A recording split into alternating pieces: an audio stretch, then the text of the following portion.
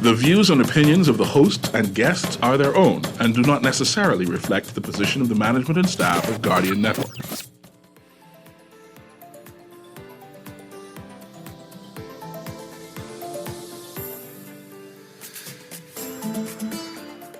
Good morning and welcome to Guardian Radio AM. Today is Monday, February 27th, and it's a little after 11 o'clock in the morning.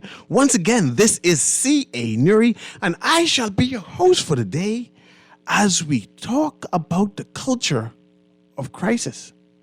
But considering that, it's going to be an open line show, but I want to concentrate on this theme, a culture of crisis, and I believe that something is happening to us as a country, and I believe it is cultural, and these cultural nuances is causing the feeling as if we are going through a crisis. So let's break it down. Let me break that down. Once upon a time, one of our leading politicians debunked the idea that we in the Bahamas has an immigration crisis. So man, stop playing. That's not true, right? And the populace, and I would go on the limb to say the majority of the population feel an angst, saying, man, we do consider that one particular grouping seems to be outweighing a number of us. I was going to say he's the immigration minister. No, the immigration minister said, no, we are handling it. We have a number of protocols and procedures that is dealing with the immigration situation, but it's far from being a crisis. But then again, I ask, do we have a culture crisis? And that the culture is making people uneasy, and that is why people are saying that there is a immigration crisis. But let's go further. Recently in Abaco, there's a proliferation of shanty towns, or the swelling of shanty towns. In fact, on every island, save Long Island, of course, there is a proliferation of shanty towns being built. In Abaco, they say that, man, it's not that people want to live like this. People are living like this because there aren't any houses. And we have that juxtaposed that the Minister of Housing is saying that she's going to build like 10,000 houses within the 5-year period. It's going to be the most houses being built. But the proliferation of shanty towns suggests something different, that there's a housing crisis. And people say again, no, there's no housing crisis. These people just need to move and find housing someplace else. But building the shanty towns can be the norm. And then we hear that the Prime Minister said that, well, we can't oust these people out of the shanty towns immediately. So there's going to be a delay as we're going to give these people opportunity to find someplace to go. And you say, but isn't there a housing crisis? Is someone addressing that? And again, I have that juxtaposed to this culture of crisis. I'm going to read the definition of crisis to see if it fits. I saw a Progressive Liberal Party or governmental advertisement that is making its round on social media. And this advertisement highlighted that this government has increased minimum wage to $250 a week. Let me say it again. $250 a week. And they say this is a good thing. Say in gradual in time, hopefully in the future, they might increase it. But right now, this is something to be celebrated, and this is a feather inside the government's hat. And I said, I wonder how much money is $250 a week? And can someone, a Bahamian, survive? So I times that $250 by 4 and get $1,000 and realize that no house, no apartment is for $1,000 a week. So if you are making $1,000 a month, if you are making $250, that means you have no other choice but to live in a shanty town. You can't buy grocery. You can't go to the doctor. You can't get insurance. You can't go to any fast food restaurant when you make $250 because all of that got to go on bills. You can't even buy a school uniform, books, right? You just destitute, right? That's the working poor. That's our minimum wage, the working poor. And I'm saying, I now seeing why Bahamians are in shantytown. But let's start talking about crisis. So I got a definition of crisis. A crisis, a time of intense difficulty or danger, a time when a difficult or important decision must be made. And I wonder, is that happening now? Are difficult decisions being made? Or these are everyday decisions being made now, so therefore it can't be a crisis, right? Another definition said a crisis, let me skip that and speak on something called crisis of skewed management value. I came across that whilst I was trying to find out what is crisis and how do you deal with crisis. See, when you label something a crisis, that means you have to evoke all of your resources. And we know that our government has not committed to evoke all of our resources. So therefore, it cannot be a crisis. It got to be something else, right? But I try to find out what is this crisis of skewed management value. And it says that's when management supports short-term growth and ignore broader issues. And I find perhaps that's what we're going through. We want things that are immediate, but not appreciating the repercussions or the long-term effect on things, right? So I want to talk about that. I want to talk about that and try find some solutions, right? In the paper, we have the leader of the COI, and I find that the chairman of the Progressive Liberal Party tends not to name him. He tends to be nameless. And I guess I will also have him nameless. Everyone knows who he is, right? Did a live Facebook thing. He does live all the time, right? In order to garner a viewership and have people get in hysteria, right? In order to get likes. He went on a private land. This lady claimed to be the owner of this land. This lady claimed that she got a government grant land to farm. And on this government grant land to farm, she had one or two people living there, right? But she wants to evict them. They call the police, give notice of eviction, right? But the leader, and with this woman in tow, decided that they wanted to bulldoze these immigrants. Well, I'm not sure if all of them are immigrants, but these people, homes. So he gave a eviction once or twice, and this time he came with the live. So this live is for our benefits, for us to watch in awe, shock and awe, to see what's happening. To say that he's doing things that have us terrified. And this is what I'm talking about, this culture of crisis.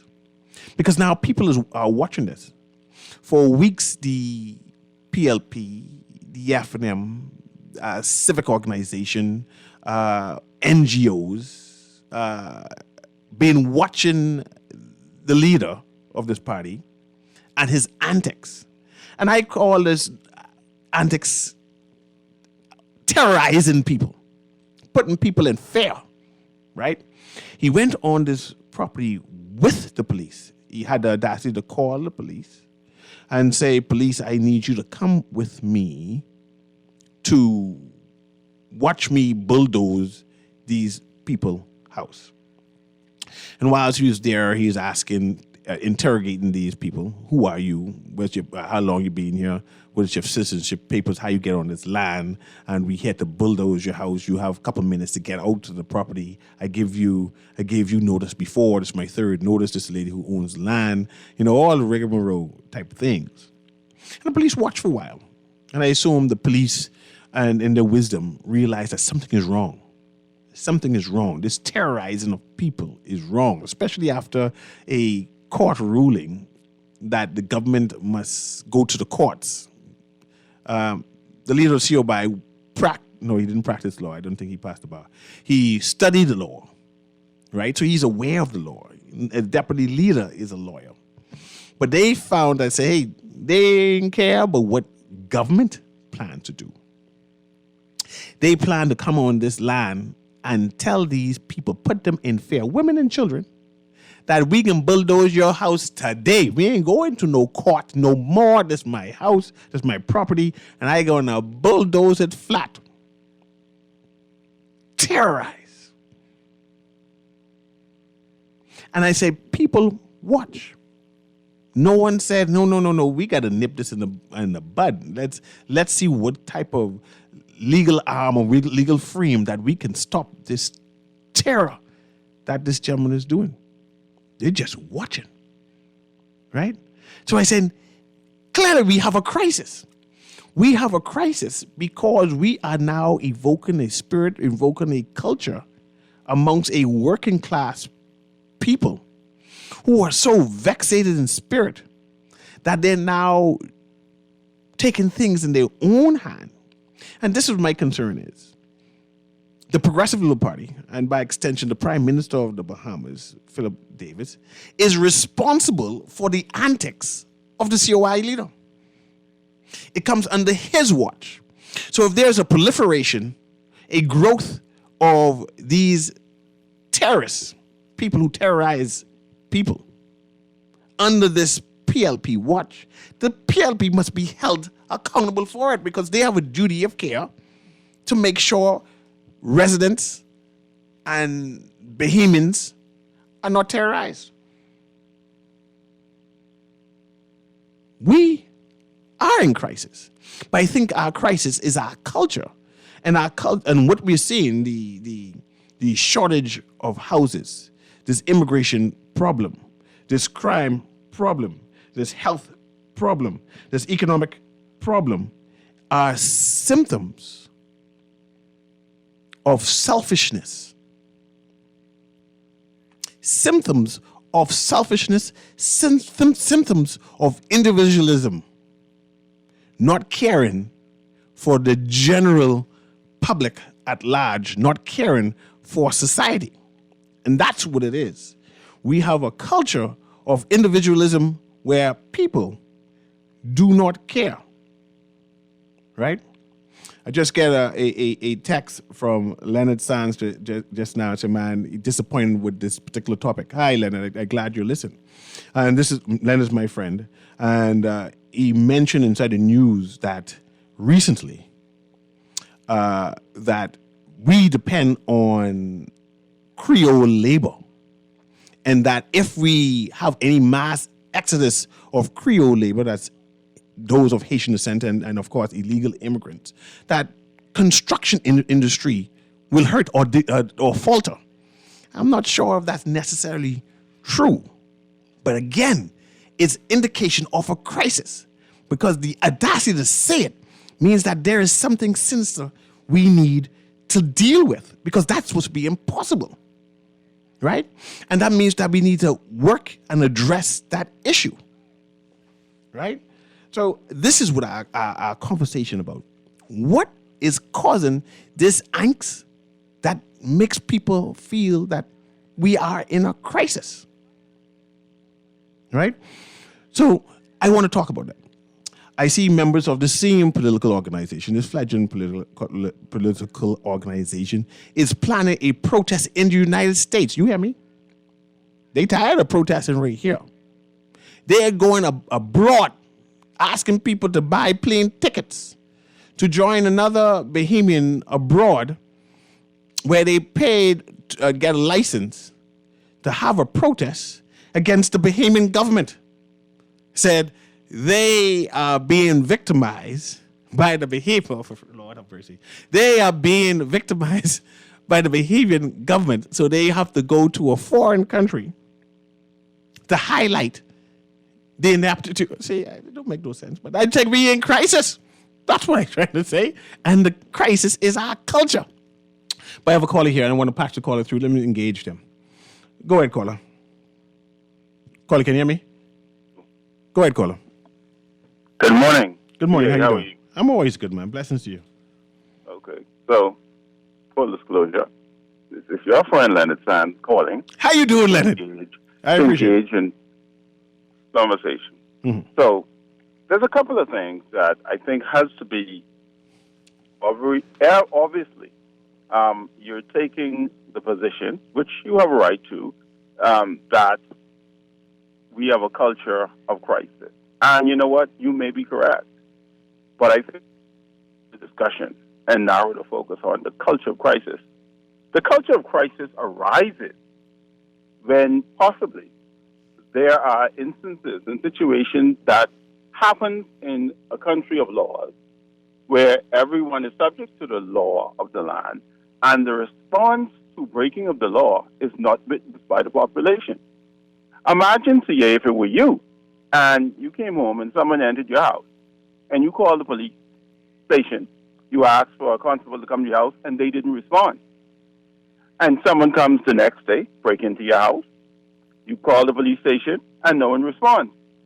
After a while, not only will your family be terrorized by the seemingly lack of response to your crisis, that they lose faith then in the systems that are set up to protect them. And now, let me just... I want to pause you there, Leonard. Because I want to correct your narrative, because I don't understand it. I don't understand it. You can't go. No, I want you to give me another example, because I can't see it. No, 1 minute, Leonard. 1 minute. Let's use the same narrative, but let's use the word property. They come on your property because that's what we're dealing with. But the house one doesn't make sense. The house one. Anyhow, let's use the property. So I can understand it. Go ahead. Now, okay. They come onto your property, CA, and you call the police to protect the quiet possession of your property, which is still your lawful right. And the police didn't respond. And you call again, and someone trespassed, and they didn't respond. And after about 10 times, guess what? You realize that, guess what? The police is never going to respond to my situation. Did you go to the court? You go to the court? No, let me say. You then will feel like you are in a crisis, right? Let's assume that. That's how you will maybe made to feel. So I'm not going to speak to address the particular matter. I think where I'm the citizen now, I am a bit concerned when there are instances where persons feel like the response of the government or whoever agency is responsible for managing the resources of the country and or the protection of their properties may not be responding to them, and they feel in crisis. I could be happy. And that's all I wanted to comment on that. Now, we're not talking about the actions that happen. No, I'm giving all taxpayers out there who have to shoulder the burden collectively of paying your VAT and paying your real property tax and doing all those things. And then you recognize that there's a growing number of persons who somehow sidestep all of that and inhabit things. I think that's where Leonard, the idea of crisis probably emanates. That's what I want. Leonard, let me engage you there. I hear your concern. The concern is echoed throughout the Bahamas. We are concerned, and this is where the debate is between the government saying that there's no crisis because there are avenues one can pursue, and because crisis means that all of the avenues have been exhausted. Right? I asked you, in this example, did the person go to the court in this example? Because if you haven't exhausted all of the avenues, it cannot be a crisis. And that's the point. Can I respond to that then? Go ahead. I don't know what processes the person may have went to. I know what I would assume. CA, I own property. If I come to my property and I meet a structure on my property, and it's Sands' property, I ain't asking nobody to move something off my land. That's me. That's mine. What I paid for. What I pay real property tax for, which I maintain, which I secure. I'm not doing that. Now, go ahead. The instances where I cannot speak to whether the relationship they had, whether the person was renting XYZ, and I could agree that showing up anywhere and giving somebody 20 minutes and whatever, of course, that's unreasonable. We all understand that was for theatrics, and we would not want that to happen to anyone. Mm-hmm. But I want to say that I think the wider thought, though, was that if I own my situation, that is mine, that I maintain, I have a right to determine who is on my space if it is the understanding of everyone once we came into agreement. And I can't speak to none of that. So I think you're right. This is a conversation that needs to happen. But at the same time, imagine you went away, CA, and your family left you some acres of land in, let's say, Andres, people, and you came back and you met 10 houses on your land in Andres. You didn't give anyone permission to build it there, but you met it there now. What should be your response to do? You should go and file legal applications for person to move the land? No, you're not going to do. You can say, hey, I have a development slated for my land. I'm going to give you all, whether it's 60 days, 90 days, or whatever, to get off my land because it's mine, and I want you to be removed from it. So, CA, I think we all are in a crisis of our mind sometimes when there's an activity or inaction.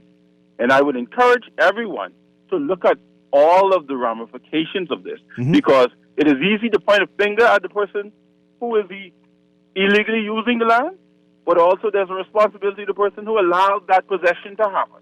And there's a final responsibility of the law of the land to be followed in all instances.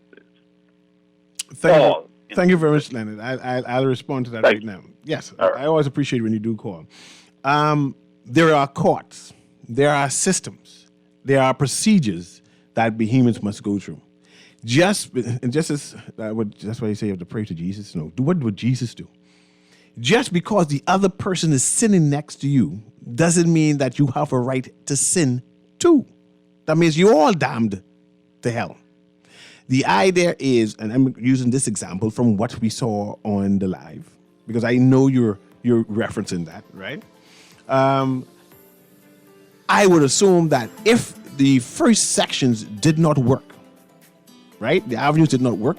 You exhaust all of your avenues before you say, I'm going to demolish. The same way how a landlord cannot take down the door of their tenant house because they didn't pay the rent and evict them. There's a justice we need to go through. We need to investigate why these people are on the land, why they think they have title on the land, and then exercise your right.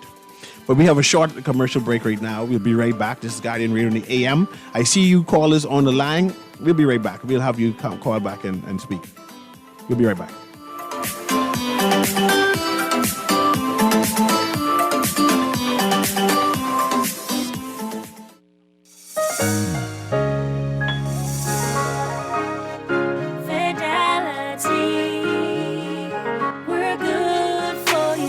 With so much going on in the world today, only accepting cash at your business can be risky. Let Fidelity offer you and your customers safety, convenience, and the flexibility of a fixed or mobile terminal. Take it with you, on the move and on the go, because business should never stop. For more details, speak to one of our business development officers at 356-7764 in Nassau or 352-6676 in Freeport. Visit our website at fidelitygroup.com or visit us at any of our branches. Fidelity, we're good for you. Get your Carifta tickets. The 58th Carifta Games is coming. April 7th to April 10th. Tickets are on sale now. Online at Carifta50.com or at the Thomas A. Robinson National Stadium, Western Grand Entrance. For more details, email tickets at Carifta50.com or call 605-4051. Wednesday, March 8th, 2023 is International Women's Day, a day celebrated globally as a focal point in the women's rights movement, bringing attention to issues such as gender equality, reproductive rights, and violence and abuse against women. Equity isn't just a nice to have, it's a must have. A focus on gender equity needs to be a part of every society's DNA, and it's critical to understand the difference between equity and equality. Guardian Media wants all Bahamians to truly embrace equity. It's not just something we should say, not something to just write about. It's something we need to think about, know, and embrace. It's what we should believe in, unconditionally. This International Women's Day, Guardian Media wants you and your company to embrace equity. Guardian Media wants you to celebrate the women in your organization this International Women's Day by placing them in an ad in our International Women's Day supplement. For more information, call 302-2300, 302-2300, or call your account executive. International Women's Day, Wednesday, March 8th, 2023. Embrace equity.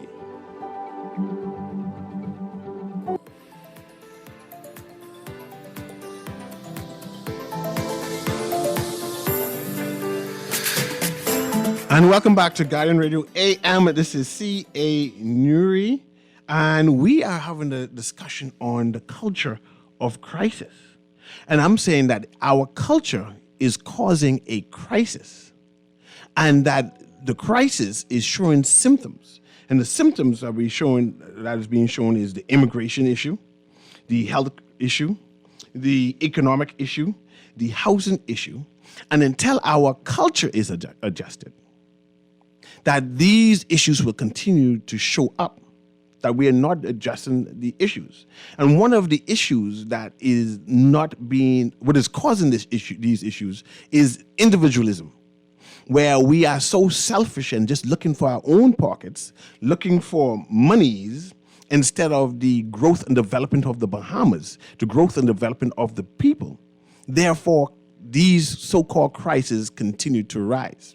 I'm saying that there is a housing shortage because the millionaires, the multi-millionaires in the Bahamas, do not necessarily appreciate the fact that there are people in the Bahamas making $250 that they can help. Instead, they prefer to build hotels. And you say, man, rich people can use their money and do with their money all they want. And if the people, Bahamians, suffer, too bad. Let them suffer. No one has a duty of care to these people. And I say, nay. Rich people have a duty of care to working class people. And if they don't have the duty of care, I said, let these working class people rise above their tall security walls and eat them. That's what I say. But we have another call right there. Patch the caller there through there, please. Go ahead, caller. Good morning, CA. How you doing, sir? I'm doing well. How you doing? I'm okay. You know, I was listening to the president of the Contractors Association, Go ahead. who was defending, that's Mr. Sands, Yes, that's Mr. Sands. who was defending his position of being out in the crisis. You know, I honestly don't know exactly what these people will describe as a crisis, or where do we have to go in order for them to accept the fact that we're in a crisis. You know, when you go to the PMH, don't you see a crisis when you go to PMH? The government has concluded that there are issues that PMH is going through, but it's not a crisis. And the reason why it's not a crisis... Everything is relative. It may not be a crisis for them because they can hop on the plane and go away. But when you're seeing people laying on bed, on gurneys, and can't get served because of the massive bed shortage, but if they won't call it a crisis, then so be it. But only you feels it knows it. When you go in the classroom, when you look at the classroom space, when people are saying that they have 75% of their population is from one particular nationality, if that is in a crisis, then so be it. But we know better. Only you feel. I mean, look, here it is now. CA, do we know how many immigrants? Either you're on work permit, either you're on permanent residence, but do we know how much immigrants we have in the Bahamas? Anyone knows? We do census every 10 years. We definitely know, or should know, how many immigrants we have into the Bahamas. If you're doing it every 10 years, so I say, yes, we do know. Fine, but let me see you get that number, and I expect you to release it on your show tomorrow or whenever you get to do it. Well, and I guarantee you, chicken will grow teeth before you produce those numbers. Well, we just did the census, so when they publish the census, I will release the same information when the census people release it. And that'll be the official information of the Bahamas. They don't engage everybody, so you'll never know. But we know, as you know, no census engage everybody. It's a science. You'll never know. You can only guess. But right now, the government is going to build a new hospital. Do we know exactly how many beds we need? We know it based on the census. You know, but it's obvious we don't know because we've been experiencing this bed shortage now for about 20 years. So this ain't a new phenomenon. It's not a new phenomenon. When you check out that dialysis unit, persons, their times will have to be reduced because they don't have sufficient dialysis machine to deal with the amount of patients. But if you say we're not in a crisis, then so be it. But only who feels it knows it. And but there's a certain democracy about affliction, about ups and downs, affliction and death. It comes to us all. So when, God forbid, that me or you have to go on it before we determine that there is a crisis. You understand? As long as these certain democracies isn't affecting us, we say we are not in a crisis. But that's fine. That's fine. But we all know that we are in a crisis. When you go into you're trying to find an apartment, it's clogged. So, but if you said we're not in a crisis, that's fine. But we know CAC, look, he who comes with equity must first come with clean hands. And I'm hearing a lot of people speaking, but they're not really addressing the issue. I look at legislation that is creating this problem. We're not discussing the Nationality Act. Some of us never even read the Nationality Act. But if you read it, you will see with your own eyes the blatant corruption. No politician who is approving all of these work permits can give us a clear understanding about how much laborers we have in the Bahamas, how much farmers we have in the Bahamas, how much maids we have in the Bahamas on work permits. Nobody seems to know. But we are saying that we are not in a crisis and we are building this country. Who are we building this country for? That's always a tough question, and I appreciate that part. And I appreciate that. Who are we building this country for? But I have another call. Fine, that's not a problem. But we are being displaced, and nobody is paying attention. But there will come a time when someone will rise up and address this problem adequately so we all can protect what is ours, which is the Commonwealth of the Bahamas. Thank you very much, caller. Patch the next caller through. I believe that a segment of the Bahamas is being terrorized. I know what terrorized looks like and feel like. And someone must say it out loud, or this is not going to end well. We all are putting our heads in the sand and say, no, let's be nice. Until it goes badly, until it goes south, and you can say, okay, someone should have said something. I just decided to say something today. Go ahead, caller. How can you hear? Can you hear me? Hey, good morning, Mr. Nuri. How you doing, ma'am? It's fine, thank you, sir. Listen, I don't understand what the government is doing concerning this illegal immigration. I'm starting to feel like they are either afraid of these people or they just don't care. And I refuse to believe that they just don't care. I feel more like it's fear of these persons turning against them or turning on them, because there's so much of them. And I can see that we are in a crisis because everywhere you look, they outnumber you. On the bus, they outnumber you. In the hospital, they outnumber you. In the schools, they outnumber you for the most part. So how are we not in a crisis? Mr. Mitchell said in the statement that he made that Haiti is in a crisis, but we're not in a crisis. How is that possible? And it all boils down to the definition of crisis. The issue is crisis means that everything does not work. Nothing works. And the politicians, and I guess by extension, is saying that Princess Margaret Hospital works. It don't work properly, but it works. Our judicial system works. Sometimes take a while, but it works, right? Our education might be flawed for a large number of people, but I go to public school, semi-educated, so it works. So it can't be a crisis. It might be a strained situation, but the word crisis means nothing works. Are you saying that nothing works in the Bahamas? No, I'm not. Then it cannot be crisis. We need to have a different word. What I say is prevention is better than cure. Yes. Because then you can prevent us from reaching that crisis, as you clearly stated, then we would be in a better position. But Yes. when you sit down and do nothing, that's telling me at some level that you are waiting for me to get in a crisis. Yes. Because if you see, look what Lincoln Bain and the lady went to do. I kind of blame the lady, to be honest with you. I blame her because it's her property. All these houses didn't pop up there overnight. She would have seen these houses over time and said nothing. So she literally put herself in that position to be in that she's in today. And as You we know, and for the most part, a lot of Bahamians have done that over the years. Is why we are where we are. Had they say, hold on, no. I only rent my place to you. You can't bring somebody else in here. So I'm sorry, sir or ma'am, you have to leave. It would not be where it is today. Okay, let me comment to that. I appreciate you calling. Always when you call, I enjoy a phone call. I'm not sure the details, and I don't want to blame the lady. And as the information comes out, and we can hash it out more, I was made to understand that this was government crown land that the lady was leasing. That the ownership of the land is the government, and she has stewardship over it, right? And that is supposed to be farm land, and then it just gone AWOL. Culture caused it to go AWOL, right? And this is where I'm saying our culture must be adjusted. And when our culture is adjusted, we will no longer be saying that we have these crises. We need to now fix ourselves. But let's go to the next caller. Go ahead, caller. Caller, can you hear me? There's nobody there?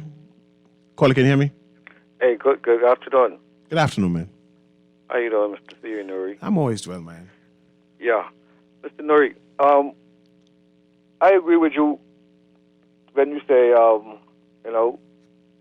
we have a culture crisis, but I believe we could take it a little further than that, Mr. Nuri, because, these things that keep occurring in our country is based on the crisis we find in our governance, man. You cannot tell me we ain't have no crisis and leaders in this country, because none of them works. That's what you said. Gotta be one or two works. Crisis is right, but let's bring it right home, right? None of our leaders work for the bombers. Man, don't say that. Philip Davis is working. He might not be working to satisfy you, but I could see that he's working. No, but see, hey, Fred Mitchell is working. Again, right? Right? We can't. Hey, Shannon Dawn Cartwright is working. Who they're working for, Mr. Nuri? They obviously are not working for the Bahamian people. Let me give you a next example, right? Why I say they are not working for the Bahamian people? Because every law that was formed in this country, it appears that it was only formed to govern and rule Bahamian people. Because here we have a whole place called the Ministry of Works, what is responsible for building control, right? And then they have a next segment called, or department called, town planning, right? Now, we have an issue in this country with shanty towns creating illegal buildings. All of this is governance. Before people even need to get to the talking, but taking somebody to court, what about how come the government ain't reached their place to take these people to court for breaking the blatant laws that they are doing, man? We just can't continue blaming Bahamians when they stand up. Now, I personally have nothing against no Haitian in this country, but when it comes to illegal activities, and I can look and see that Bahamian people are being taken advantage of when it comes when it comes to them standing up for their rights, and our government, right, with the twin towers, I just call them, the record shows that our town planning and our building control situation in this country been dead that's even a crisis. It's a challenge. It's not a crisis. Our town planning has challenges, but it's definitely not. They have challenges. There's definitely no crisis. They have severe challenges, right? And the challenges that they have, it is rimming over to the Bahamian people and creating challenges for us, because now we finding ourselves We all Bahamians. We don't hate people. I agree. We love people.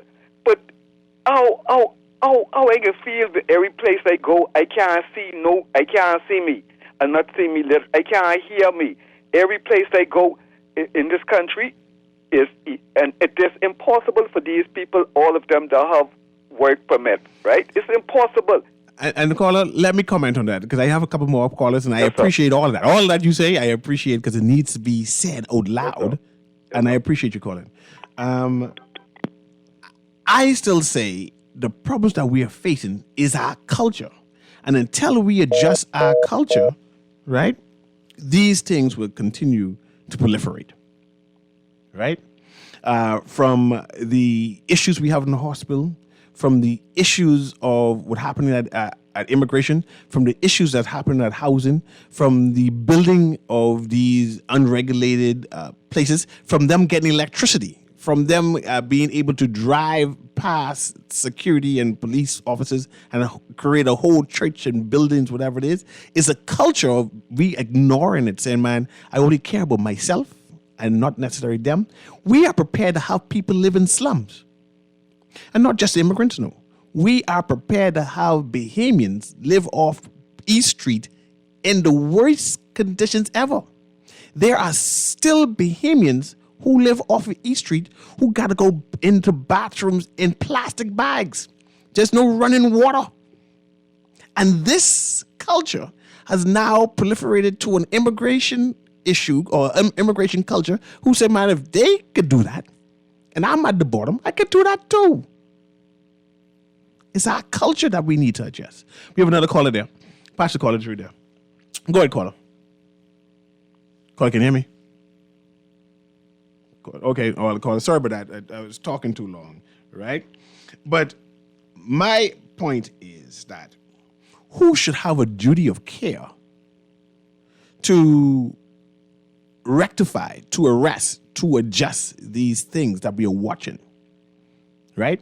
We now have politicians who are going abroad. You say, oh man, they doing what the government, I have one text, say, well, he's doing what the government should be doing, right? And I don't necessarily approve him going abroad and saying that he protesting against the government. I mean, you could do it. I just don't see that makes no sense. I think that's anti-Bahamianism, right? I don't believe it's addressing any of the issues. And I find that they are anarchists and promoting anarchy instead of trying to find solutions. And I want to know, what are the 10 solutions this political party is bringing to the fore? Say, these are the steps we need to do to improve the Bahamas, and this is how it's going to be improved. Not saying bulldoze the whole place and let anarchy reign. We have another caller there. Let me patch the caller through because I know you're talking long. Go ahead, caller. Can you hear me? Good morning, CA. How you doing, man? Blessings continually, sir. Inshallah. Can hardly hear you. Forgive me. I can hear you, though. But, great show, and continue to shine the light on this matter, sir. But I would like to say, that I know you drew reference to the over-the-hill areas and the areas down where basically you have substandard living. We need to blame, government needs, and all the authorities need to put control on the situation because there's a number of landowners, rent collectors, who are allowing persons to live like that. And if you can recall, sir, back in, I think it may have been quite a while back, I think it was Granville McCartney, if I remember, when he had shut down that shantytown there in Seabreeze Lane area, among other areas. Many of those persons then, they moved into those areas, in the over-the-hill areas, Cranston, Baintown, and Niston areas, wherever there was an unoccupied house. And they took possession of it. Okay? The sad reality is that the real owners of those persons didn't go back and see how that lands are. And if they allow them to stay there, they probably allow them to stay there for a small fee. Now, I know of a particular area where persons were sent to dilapidated buildings to live. And we had to tell them, no, you're a human being. You don't deserve to live like this. This is below human dignity. And you deserve better than this. And so we have to speak up against and speak out against such injustice, I call it. human injustice. But the Bahamians, stop selling our birthright for a bowl of porridge, for filthy lucre. Enough is enough is enough. Thank you very much, ma'am. Authorities, deal with the matter, please. Thank you very much. God bless. God bless you. And the caller is right. I still believe it's our culture. Our culture is causing all of these things that is happening to us. And then we cry foul, right? Is this an individualism where we think about ourselves first? We are prepared to have people live in shanty towns. We are prepared to have people go to the pump and have no inside toilets. We're not saying, hey, we will not tolerate. It is us who is causing this to happen. Then we say, no, it's the government because the government wants to do things. But the government is us. We vote for them every 5 years. They represent us. And I say, it's our culture. And when I'm seeing people saying they turn vigilantes, some people say, oh, I can't call the people vigilantes. The people say, I can't say the people them terrorizing the people them, right? But God forbid that one day people get so vexated in spirit that it becomes violent. And the international community said, my God, look at the massacre happening and nobody interjecting. And I'm saying that you see it coming. You see it coming. Someone must say something and say, stop. Because it can go too far. And when it goes too far, it can't be reversed. You just can't say, but no one was listening to me. And so I became frustrated. Therefore, I did. No. Let's arrest this now. But anyway, let's go to the next caller. Go ahead, caller. Can you hear me? Good morning, Mr. Drury. Go ahead, man, Sparky. Our government told us when they was campaigning that if we vote for them, they're going to stop this foolishness from happening. They're going to correct the situation. That's what they told us. That's what they said. I remember hearing that. Every time they campaign, every 5 years, they're going to fix the problem. But just get us in the house first. Now I'm reading from page 3 of the lease land document. On page 3 it says, to refrain from building, constructing, or erecting any concrete or other immovable structure for the purpose of a dwelling house or residence, including apartments, condominiums, townhouses, or any such structure for any other purpose. It says that on the document for the lease land, for crown land, for farming. It's only for farming. Not building churches, not building apartments and condominiums. It states that on page 3 of the document. I have it in my hand for my farmland. But we've been saying this and writing this and giving this out to people for over 26 years from 1994, when we opened up the airways. People have been crying about this. Before that, politicians and members of the House Assembly and ministers of immigration was talking about this over past 26 years. More than half of the amount of years that we get to celebrate our independence. Are you telling us now that nobody knows this going on? Can you imagine that? I put this past you to the next caller. Go ahead, caller. Can you hear me? I have about 6 more minutes. Yeah, good afternoon. Good morning, Mr. Newey. Good morning. Yeah, I always could appreciate Sparky. If every piece of part was like Sparky, we'd have a better place. Mm-hmm. Because the real situation is the government. The call before, I'm going to talk about the legality of the shantytown, the work permits, Ministry of Housing, etc., right? This problem could easily be solved, Mm-hmm. But it's really a culture of corruption and just lack of law enforcement because some of these things are on the books. So work permits. So automatically, this could be solved. You just have, you have a work permit. So then you need to show land ownership before you build. So circumvent the law, and then you saying the Bahamians are being victimized here because why isn't the media or nobody talking about how they broke the lady house down on the land? Now, what I'm saying is, they said she allowed this community to fester, right? But, what's the significance in that when the government is responsible for enforcement? They enforce our laws. But 52, right? So, it's in the newspaper, the media doing their part. They reported the news. What you mean the media ain't doing it in the news? What I'm saying is, but they didn't. What I'm saying is, I was following this up on Facebook. She said that they destroyed her house and told her to come off of the property. I heard that she had a house on the government lease land for farming. Not just a one-way paradigm, but who's being victimized. What I'm saying is, Mr. Newman, I hear she had a house on the farming land. Listen to me. Why is these people pulling? We need to pull together, and we need to solve this crisis. I don't want to get into the semantics about dilemma, crisis, quagmire. You know what I mean? You know the crisis. I don't need to get into all that. We have a crisis. We have a dilemma, and the reason why it's festering is because lack of government enforcement. These people care not about us. All right. This is a parallel society being developed here, and we have PSYOPs officers. I know you should know what a PSYOPs officer is, and that's all it is now. So what we need to is people to really do their job, and we'll have a better country. And we shouldn't have to be. I wonder if I was hearing right when the person was telling you, immigration say, what are they to do? They already deport this amount of people and that amount of people. There's bragging. Just do what they mean. People say, just do the law. You people like Mr. Nuri. Why are they only concentrating on these shanty towns when they are the most of the people dwell in the inner city where I is? Most of them. And I know most of them, but I'm saying it's seeing too much strangers. So the question then becomes, if the scenario ends up like what you're saying, who is responsible for this? The government has endangered the lives and the national security of the country by being lousy. Bless up. Bless up. I have one more caller there. Go ahead, caller. Can you hear me? Caller, going once. Caller, going twice. And I hear the concern. I hear the angst. And these tough conversations must be had, right? We must challenge what is happening. I see we challenge the government. The government, I see the headlines, the chairman of the PLB said, what else do you want us to do when they're doing everything right now? And the Bahamian people are saying more can be done.